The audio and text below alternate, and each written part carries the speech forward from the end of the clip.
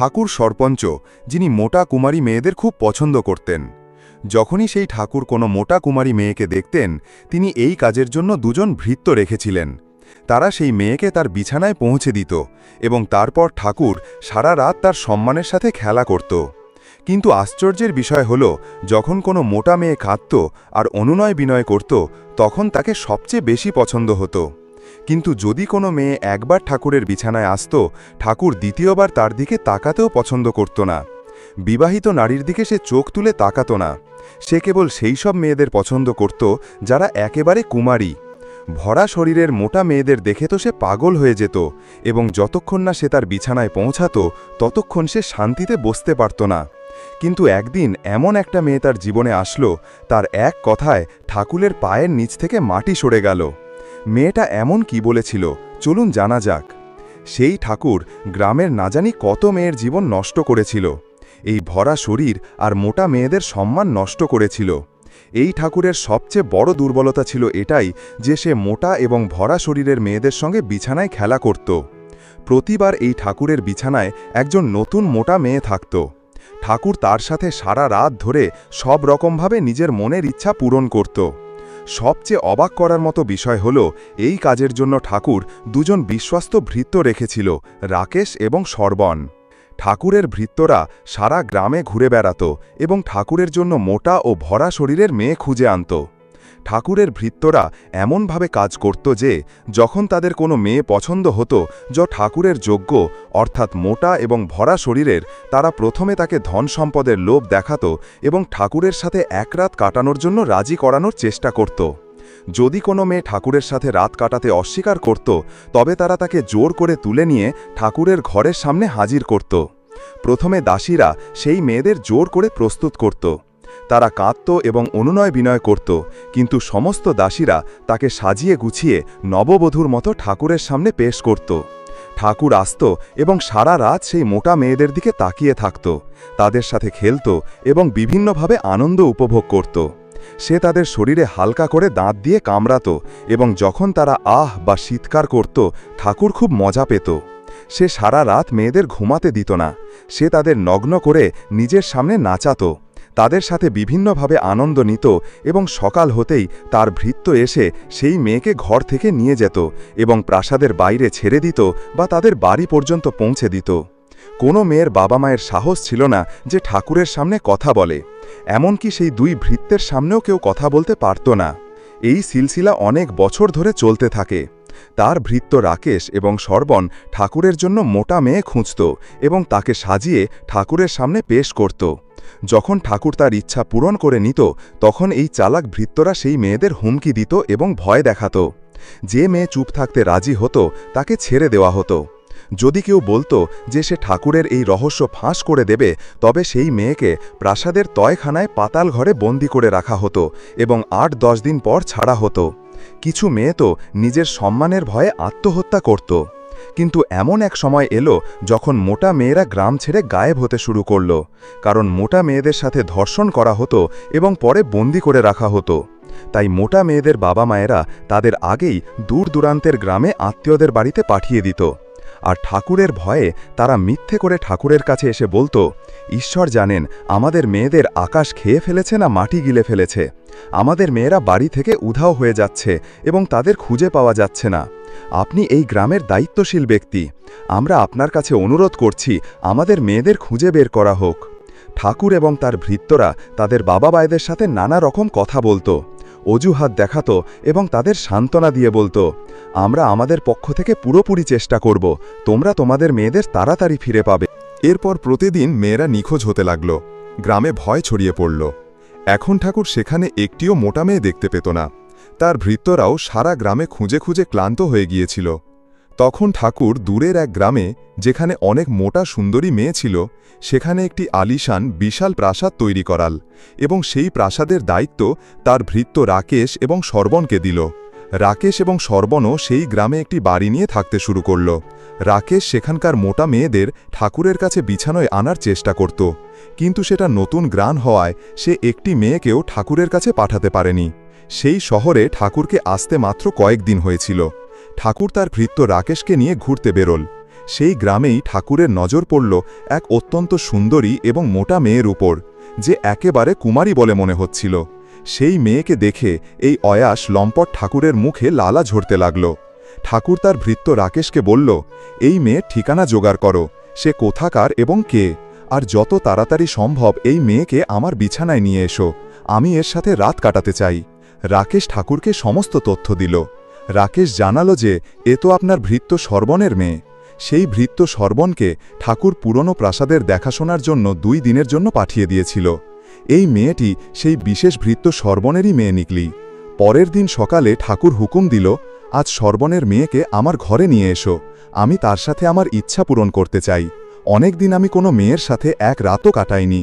ঠাকুর আরও বলল, আর খেয়াল রেখো, কোনোভাবেই যেন সর্বণ জানতে না পারে যে আমি তার মেয়ের সাথে কিছু করেছি। ভৃত্য রাজি হল এবং কয়েকজন ভৃত্যকে সাথে নিয়ে সর্বণের মেয়েকে আনতে গেল এবং তাকে ঠাকুরের কাছে যেতে বলল। সর্বণের মেয়ে রাকেশকে বলল, চাচা, আমি তো আপনার বিশেষ বন্ধুর মেয়ে এবং ঠাকুরের খাস ভৃত্যের মেয়ে, আপনি আমার সাথে এমন কেন করতে চান? রাকেশ বলল, বেটা, আমি মজবুর, এক রাতেরই তো ব্যাপার, তারপর খুশি মনে নিজের বাড়ি ফিরে যেও। সে অনেক না নক্কর করল, কিন্তু রাকেশ তাকে তার বাড়ি থেকে নিয়ে গিয়ে ঠাকুরের সামনে পেশ করল। অন্যান্য বারের মতো দাসীরা এই মেয়েটিকেও খুব সাজিয়ে গুছিয়ে তৈরি করল। যখন মেয়েটি সেজেগুজে তৈরি হয়ে গেল, তখন তাকে ঠাকুরের সামনে পেশ করা হলো। যেই সর্বণের মেয়ে ভেতরে এলো, ঠাকুর তাকে মাথা থেকে পা পর্যন্ত খুঁটিয়ে দেখল। ঠাকুরের চোখে সেই পুরনো হাবাস ছিল। ঠাকুর বিষাক্ত হাসি হেসে বলল, কিরে মেয়ে, শুনেছি তোর নাকি খুব জেদ, আজ সব বের করে দেব। আয়, কাপড় খুলে আমাকে তোর ভরা শরীর দেখা আর নেচে আমার মন ভোলানো, আমার এটাই দেখতে ভালো লাগে। সর্বণের মেয়ে চুপচাপ দাঁড়িয়ে রইল, চিৎকার বা চেঁচামেচি কিছুই করল না। তার মুখে শুধু এক হালকা হাসি ফুটে উঠল। সে ধীরে ধীরে এগিয়ে গিয়ে ঠাকুরের পাশে বসল। ঠাকুর তার দিকে এগোতেই মেয়েটি খুব পেয়ার চেয়ে তার হাত ধরল, শক্ত করে নয়, নরমভাবে। সে ঠাকুরের চোখে চোখ রেখে ধীরে ধীরে বলল, ঠাকুর সাহেব, আপনি প্রতি রাতে যেতেন, কিন্তু আজ আমি আপনাকে হারাতে চাই। আমি চাই আপনি জিতুন, কিন্তু নিজের পুরুষত্বের জোরে। ঠাকুর খুশি হয়ে গেল। তার মনে হলো মেয়েটি সবকিছুর জন্য প্রস্তুত। সর্বণের মেয়ে ঠাকুরের হাত নিজের হাতে নিয়ে চাপড়ে দিয়ে বলল, আপনার মেয়েদের কাপড় খোলাতে খুব ভালো লাগে, কিন্তু আপনি কি কখনো ভেবেছেন যে কোনো মেয়ে খুশি হয়ে নিজের ইচ্ছায় আপনার সামনে কাপড় খুলবে? এমনটা আপনি কখনো ভাবেননি ঠাকুর সাহেব, কারণ আপনার তো শরীর নিয়ে খেলার অভ্যাস, আর যে শরীর নিয়ে খেলে সে তো পশু, আসল পুরুষ তো নারীর মন নিয়ে খেলে। ঠাকুর একটু রেগে গিয়ে বলল, তুই আমাকে জ্ঞান দিচ্ছিস? মেয়েটি খুব স্নেহের সাথে আস্তে করে বলল, না ঠাকুর সাহেব, আমি তো আপনার পুরুষত্ব দেখতে চাই, আপনি পুরুষ নাকি নন, কারণ পুরুষ তো সেই হয় যে নারীর মন জেতে, শরীর তো মাটি। ঠাকুর জিজ্ঞাসা করল, মন কিভাবে জেতে, তুই শেখাবি আমাকে? মেয়েটি স্নেহের সাথে তার চুলে হাত বোলাতে বোলাতে বলল, নারীর মন জেতা যায় ভালোবাসা দিয়ে, ধৈর্য দিয়ে। নারীকে শুনতে হয়, বুঝতে হয়, নারীকে পাওয়ার আগে তাকে অনুভব করতে হয়। যখন সে নিজে বলবে যে আমি তোমার এবং তোমার জন্য প্রস্তুত, সেটাই আসল জয়। আপনি যে কোনো উপায় অবলম্বন করুন, যদি আমি খুশি হয়ে হেসে বলি যে আমি আপনার এবং আপনার সাথে সবকিছু করতে প্রস্তুত, তাহলে বুঝবেন আপনি জিতে গেছেন এবং আপনি আসল পুরুষ। আর যদি আপনি আমার সাথে জোর জবরদস্তি করে সবকিছু করেও ফেলেন কিন্তু আমি খুশি না হই, তাহলে বুঝবেন আপনি নপুংসক। ঠাকুর চুপচাপ তার দিকে তাকিয়ে রইল। তারপর সে তার পাশে বসে তার বুকে হাত রাখল, যেমন কোনো মা তার গুস্স্যাল রাগী ছেলেকে বোঝায়। সর্বণের মেয়ে ধীরে ধীরে বলল, ঠাকুর সাহেব, আজ আমি নেচে আমার যৌবন উৎসর্গ করতে এসেছি, কিন্তু কোনো পুরুষকে, নপুংসককে নয়। ঠাকুরের চোখ ভিজে গেল। সর্বণের মেয়ে বলল, ঠাকুর সাহেব, কারো মজবুরি, অসহায়ত্বর ওপর অধিকার ফলাতে হয় না, তার ওপর হাত রেখে তাকে নিজের করে নিতে হয়। সর্বণের মেয়ে কোনো কাপড় খুলল না, নাচলও না। নিজের কথা, ভালোবাসা আর বুদ্ধিমত্তা দিয়ে এক ওয়াহশী, পশু প্রবৃত্তির মানুষের ভেতরের মনুষ্যত্বকে জাগিয়ে তুলল। ঠাকুর সর্বণের মেয়েকে বলল, আমার পুরুষত্ব নিয়ে আমার ভৃত্য রাকেশকে কিছু বলো না, যাও, তুমি চলে যাও। পরের দিন ঠাকুরের ভৃত্য রাকেশ মেয়েটিকে বলল, এখন তোকে ক্যাদ করে রাখা হবে। সর্বণের মেয়ে বলল, চাচা, বন্দি কেন? যাতে তুই সর্বণের সামনে আমার আর ঠাকুরের এই আচরণের কথা বলে না দিস। সর্বণের মেয়ে খুব চালাকির সাথে বলল, চাচা, যা হওয়ার তা তো হয়েই গেছে, এখন আমি কাউকে বলে আর কি করব, নিজেরই তো বেইজ্জতি হবে। যদি অন্য কোনো সেবা করার থাকে তাও আমি করতে রাজি। রাকেশ মুস্কুরাতে হয়ে হেসে বলল, তুই তো খুব চালাক মেয়ে। আর তাকে খুশি মনে তার বাড়ি পাঠিয়ে দিল। কিন্তু একটা দিলচাক মোড় এলো। সর্বণের মেয়ে সর্বণকে সবকিছু বলে দিল এবং তাদের বন্ধু রাকেশের বিশ্বাসঘাতকতার কথাও জানিয়ে দিল। এখন সর্বণ মনে মনে রাকেশের থেকে প্রতিশোধ নেওয়ার কথা ভাবতে লাগল। ঠাকুর এখন উদাস থাকতে শুরু করল। একদিন ঠাকুর ভাবল, যখন এর মেয়ে এত বুদ্ধিমতী তখন এ নিশ্চয়ই খুব বিচক্ষণ হবে। ঠাকুর সর্বণকে বলল, ইয়ার সর্বণ, নারীর মন কিভাবে জেতা যায়? সর্বণ বলল, ঠাকুর সাহেব, আপনি মেয়েদের তুলে এনে নিজের বিছানায় শোনান। যদি আপনি কোনো মেয়ের বাড়ি হেঁটে যান তাহলে তার মনে আপনার জন্য কদর বাড়বে। আর আপনি যদি ভালোবাসার সাথে তার প্রশংসা করেন, সে নিজেই হেরে যাবে এবং নিজের সব কিছু আপনাকে সঁপে দেবে। যদি বলেন আপনার জন্য এমন একটা বাড়ি খুঁজে দেব, ঠাকুর অনুমতি দিল। এবার সর্বণ ঠাকুরকে নিয়ে রাকেশের বাড়ি গেল এবং ঠাকুরকে রাকেশের বউকে দেখালো, যে ছিল এক অত্যন্ত সুন্দরী এবং ভরা শরীরের মহিলা। ঠাকুর জিজ্ঞাসা করল, এই হাসিনাকে? সর্বণ বলল, ঠাকুর সাহেব, যে রাকেশ আপনার ভৃত্য তার বউ আপনার জন্য পারফেক্ট। আর এই রাকেশ আজ পর্যন্ত তার বউয়ের কাছে ঘুমায়নি। তার বউ একেবারে কুমারী। সর্বণ মিথ্যে বলে ঠাকুরকে বহকালো। এবার ঠাকুর রাকেশকে তার পুরনো প্রাসাদে নিজের জমি থেকে উৎপন্ন হওয়া শস্যের হিসাব একটা কাগজে লিখে গ্রামে পৌঁছানোর জন্য পাঠিয়ে দিল। সেটা পুরো দিনের সফর ছিল। পরের দিন রাকেশকে ফিরে আসার কথা। রাকেশ হিসাবের কাগজ নিয়ে নিজের বাড়ি চলে গেল। পরের দিন সকালে নিজের স্ত্রীর সাথে দেখা করে খচ্চরের পিঠে চড়ে রওনা হয়ে গেল। ঠাকুরের জন্য তো এক এক মুহূর্ত কাটানো মুশকিল হয়ে যাচ্ছিল। যখন ঠাকুর নিশ্চিত হল যে রাকেশ শস্য আদায় করতে বেরিয়ে গেছে, তখন ঠাকুর পায়ে চপ্পল পরে প্রাসাদ থেকে বেরিয়ে হাঁটতে হাঁটতে রাকেশের বাড়ি পৌঁছে গেল এবং বিনা অনুমতিতে ঘরের ভেতরে ঢুকে পড়ল। রাকেশের বউ স্নান করে রোদে বসে চুল শুকাচ্ছিল। ঠাকুরকে হঠাৎ দেখে সে অবাক হয়ে গেল, কিন্তু ঠাকুরকে স্বাগত জানালো এবং বলল, আসুন ঠাকুর সাহেব। আর জিজ্ঞাসা করতে লাগল, হুজুর, আজ আমাদের গরিবের বাড়িতে কিভাবে এলেন? ঠাকুর বলল, আমি তো হাঁটতে হাঁটতে এদিকে চলে এলাম। ভাবলাম তুমি বাড়িতে তোমার স্বামীর ছাড়া একা থাকবে, তোমার খোঁজ খবর নিয়ে যাই। আর কোনো কিছুর প্রয়োজন হলে তা পূরণ করে দিই, কারণ এই খেয়াল রাখাও তো আমার দায়িত্ব। আখির তুমি তো আমাদের খাস লোক রাকেশের বউ। রাকেশের বউ ঠাকুরের খুব খাতিরদারি করল। ঠাকুর এবার আসল কথায় এলো এবং তার সৌন্দর্যের প্রশংসা করতে শুরু করল। বলতে লাগল, তুমি তো খুব সুন্দরী, তোমার মতো সুন্দরী নারী আমি জীবনে দেখিনি। ঠাকুর রাকেশের স্ত্রীর দিকে তাকিয়ে ধীর গলায় বলল, তোমাকে দেখলে বিশ্বাস হয় না যে কোনো নারী এত নফিস আর এত দিলকশ হতে পারে। তোমার চেহারার মাসুমিয়ত, তোমার চোখের গভীরতা যেন কোনো শান্ত হ্রদ, আর তাতে ডুবে যেতে মন চায়। সে একটু কাছে এলো এবং থেমে বলল, তোমার হাসিতে যেন কোনো বাগানে প্রথমবার ফুল ফুটেছে। আর তোমার চুল যখন হাওয়ায় ওড়ে তখন মনে হয় যেন কোনো রেশমি সন্ধ্যা আমার সামনে বয়ে যাচ্ছে। ঠাকুরের গলা আরও ধীর হয়ে গেল, যেন প্রতিটি শব্দ কোনো ফিসফিস করে বলা জাদু। আমি বড় বড় শহর দেখেছি, রানীদের দেখেছি, কিন্তু তোমার মতো আকর্ষণ, তোমার মতো পবিত্রতা, তোমার মতো প্রাকৃতিক সৌন্দর্য কখনো কারোর মধ্যে দেখিনি। সে একটু মুস্কুরায়া আর বলল, তোমার চলায় ঠেহারা আছে আর আচরণে তাহজিব। তুমি রাকেশের স্ত্রী নিশ্চয়ই, কিন্তু তোমাকে আমার কোনো শাহজাদির চেয়ে কম মনে হয় না। রাকেশের স্ত্রী খুব বুদ্ধিমতী এবং হুঁশিয়ার মহিলা ছিল। তার আগেই ঠাকুরের উদ্দেশ্যের ওপর সন্দেহ হয়েছিল যে ঠাকুর জেনে শুনেই আমার স্বামীকে এত দূরে অন্য এলাকায় পাঠিয়েছে, যাতে তার অনুপস্থিতিতে আমাকে নিজের জালে ফাঁসিয়ে আমার থেকে ফায়দা উঠাতে পারে। সে বলল, হুজুর, আপনি তো সিংহ, আর সিংহ জঙ্গলের রাজা। তার শানের খেলাফ যে সে মরা খাবে আর নোংরায় মুখ দেবে। যখন ঠাকুর সাহেব আপনি নিজেই লুটেরা হয়ে যাবেন, তখন মানুষ সুবিচার চাইতে কার কাছে যাবে? এঁটো পাত্রে মুখ দেওয়া ঠাকুর সাহেবের শানের পরিপন্থী। এমন জ্ঞান ও বিচক্ষণতার কথা শুনে ঠাকুর নিজের কাজের জন্য খুব লজ্জিত হল এবং সে নিজের ওপর খুব শর্মিন্দা হল। ওদিকে রাকেশ কিছু দূর গিয়েই মনে পড়ল যে সে তো হিসাবের কাগজটা বাড়িতে বালিশের নিচেই ভুলে গেছে। সে নিজের খচ্চরকে বাড়ির দিকে ফিরিয়ে নিল এবং কয়েক ঘন্টা পর যখন সে বাড়ি পৌঁছল তখন বালিশের নিচ থেকে কাগজটা তুলতে গিয়ে তার নজর পড়ল খাটের নিচে ঠাকুরের চপ্পলের ওপর, যা ঠাকুর ভুলে নিজের চপ্পলের জায়গায় রাকেশের চপ্পল পড়ে গিয়েছিল। তার পায়ের নিচ থেকে মাটি সরে গেল, মাথা ঘুরে গেল।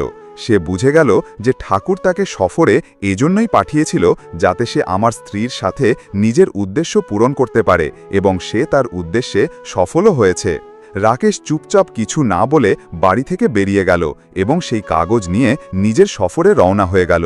আর কাগজটি ঠাকুরের প্রাসাদে পৌঁছে দিয়ে আবার ঠাকুরের কাছে প্রাসাদে ফিরে এলে ঠাকুর ইনাম হিসাবে তাকে কিছু আশরাফিয়া স্বর্ণ মুদ্রা দিল। স্বর্ণ মুদ্রা দেখে এবার তার সন্দেহ বিশ্বাসে পরিণত হল। রাকেশ সেই স্বর্ণ মুদ্রা নিয়ে বাজারে গেল, স্ত্রীর জন্য প্রয়োজনীয় জিনিসপত্র কাপড় চোপড় কিনে নিজের বাড়ি পৌঁছল এবং পৌঁছে স্ত্রীকে পেয়ার্সে জড়িয়ে ধরল। তারপর বলল, চলো তোমার বাপের বাড়ি যাই। স্ত্রী জিজ্ঞাসা করল, এইসব জিনিসপত্র কিসের?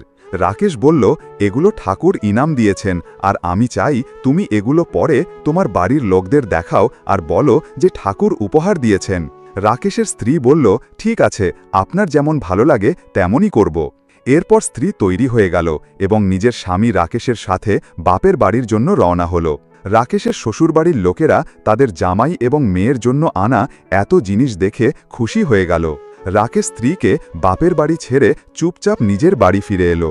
2 মাস কেটে গেল। এতদিন পেরিয়ে যাওয়ার পরেও রাকেশ না স্ত্রীর খোঁজ নিল, না তাকে ফিরিয়ে আনতে এলো। কিছুদিন পর রাকেশের স্ত্রীর ভাইরা রাকেশের সাথে দেখা করতে এলো এবং তাদের ভগ্নপতিকে জিজ্ঞাসা করতে লাগল, ভগ্নিপতি সাহেব, আমাদের বোনের থেকে কি কোনো ভুল হয়ে গেছে? রাকেশ চুপ করে রইল। শ্যালকোরা বলল, আচ্ছা, আপনি আমাদের বোনের প্রতি আপনার রাগ বা নারাজিকের কারণটা তো বলুন, না হলে আমরা আপনার বিরুদ্ধে মামলা করব। রাকেশ বলল, তোমরা যা খুশি করতে পারো, কিন্তু আমার ওপর তোমাদের বোনের আর কোনো অধিকার নেই। আমি তার সব হক আদায় করে দিয়েছি। তারা হতাশ হয়ে চলে গেল। পরের দিন তারা গ্রামের কাজীর কাছে গেল। কাজী ঠাকুরের উপস্থিতিতে রাকেশকে ডাকল।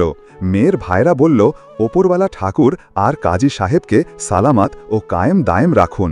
তারপর কাজী সাহেবকে মেয়ের ভাইরা বলল, কাজী সাহেব, আমরা একটি সতেজ সবুজ বাগান যা ফলে ভরা ছিল আর সাথে মিষ্টি জলের কুয়ো এই ব্যক্তির হাতে তুলে দিয়েছিলাম। এই ব্যক্তি আমাদের বাগান উজাড় করে দিয়েছে, তার সব ফল খেয়ে নিয়েছে আর কুয়োটা খারাপ করে বন্ধ করে দিয়েছে। কাজী সাহেব রাকেশের দিকে তাকিয়ে জিজ্ঞাসা করলেন, তুমি তোমার সাফাইতে কি বলতে চাও? রাকেশ বলল, যে বাগান ইনোরে এরা আমাকে দিয়েছিল সেটা আমি আগের চেয়ে ভালো অবস্থায় এদের ফিরিয়ে দিয়েছি। কাজী মেয়ের ভাইদের জিজ্ঞাসা করলেন, ও কি সেই বাগান আগের মতোই অবস্থায় ফিরিয়ে দিয়েছে? মেয়ের ভাইরা বলল, জি কাজী সাহেব, আগের মতোই অবস্থায় ফিরিয়ে দিয়েছে, কিন্তু আমরা ওর থেকে বাগান ফিরিয়ে দেওয়ার কারণ জানতে চাই। কাজী রাকেশকে বললেন, তুমি এ ব্যাপারে কি বলবে? এবার রাকেশ বলল, কাজী সাহেব, আমি সেই বাগান কোনো বোগস বা ঘৃণার কারণে ফিরিয়ে দিইনি, কিন্তু ফিরিয়ে দেওয়ার কারণ হল, একদিন যখন আমি সেই বাগানে এসেছিলাম তখন আমি তাতে সিংহের পাঞ্জার ছাপ দেখেছিলাম। তাই আমার ভয় হলো যে সিংহ আমাকে না খেয়ে ফেলে, তাই সিংহের ভয়ে আমি বাগানে যাওয়া বন্ধ করে দিয়েছি। ঠাকুর এই সমস্ত দৃশ্য নিজের চোখে দেখছিল এবং প্রতিটি কথা খুব মন দিয়ে শুনছিল। ঠাকুর উঠে বসল এবং বলতে লাগল, রাকেশ ভাই, নিজের বাগানে ইতমিনান আর বেফিকির হয়ে চলে যাও। এতে কোনো সন্দেহ নেই যে সিংহ তোমার বাগানের দিকে গিয়েছিল, কিন্তু সেই সিংহ না তোমার বাগানে কোনো অসর ফেলতে পেরেছে, না বাগানের কোনো পাতা ছিঁড়তে পেরেছে, না কোনো ফল খেতে পেরেছে। সেই সিংহ তোমার বাগানে কিছুক্ষণ ছিল কিন্তু মায়ূস হয়ে ফিরে গেছে। ঠাকুর বলল, খোদার কসম, আমি তোমার বাগানে চারপাশে লাগানো মজবুত দেয়ালের মতো কিছু দেখিনি। এরপর রাকেশ সোজা নিজের শ্বশুর বাড়ি পৌঁছল এবং নিজের স্ত্রীকে নিয়ে বাড়ি ফিরে এলো। না কাজী জানতে পারল আর না দরবারে বসা অন্য কোনো লোক খবর পেল যে আসল মামলা কী ছিল। কত সুন্দর কথা যে প্রত্যেকের এব দোষ লুকানো উচিত, নিজের ঘরের রহস্য কারো কাছে প্রকাশ করা উচিত নয় এবং অন্যের দোষের ওপরও পর্দা ফেলা উচিত। সৃষ্টিকর্তার কাছে দোয়া করি তিনি যেন আপনাদের ঘর খুশি ও আনন্দে ভরিয়ে দেন। আল্লাহ তাআলা আপনাদের সন্তানদের এবং সম্পদে বরকত দান করুন। তো বন্ধুরা, এই ছিল আজকের ভিডিও। ভালো লাগলে লাইক করুন, চ্যানেলটি সাবস্ক্রাইব করুন, বেল আইকনের বাটনটিও চাপ